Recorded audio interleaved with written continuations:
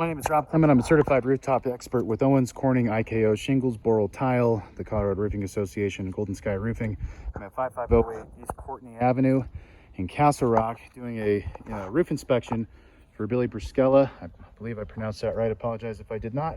The date is, I believe, the 10th here, and the time is 12:23 p.m. Anyway, man, we're doing a walkthrough here, and wanted to point out a couple things. Obviously, the roof needs to be replaced, but there's a few things of special concern here. One is that your deck has been exposed for quite some time. This is the best part here. Let's see. Let's go up here. Yeah, here we go.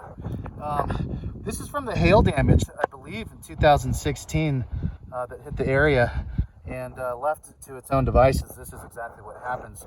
See, the granules get ejected, the fiberglass mat broken, and then the sun can eat away at the asphalt. And just like the streets out here that have to be resurfaced from time to time, the sun eats at that asphalt here on the shingles, and if it's not, quote, resurfaced, i.e. replaced, then this is what happens. I see that type of damage all throughout the roof. In fact, right here, this transition is very spooky. You can see more hail damage here. If I lift this up ever so carefully, if I place this arrow, you'll see that there is just a staple there. The staple itself is a penetration point for water to get in. In fact, you're missing a whole course of shingles right here. And what has happened is that this entire section has become water damaged and very, very weak. So I have to take a pretty big step up there. Now we've got lots of wind damage where the shingles have torn. That's going to work in your favor here. You already know it, Billy. This thing's got to be replaced.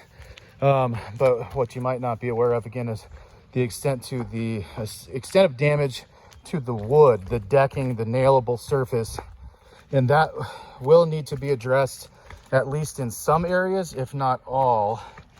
And that, yeah, look at this hole right through here has gone right through there, and it's deteriorating everything below it.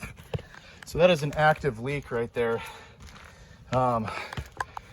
In terms of like a retail bid, you'd ask for an estimate on what this would cost. I'm happy to produce that for you.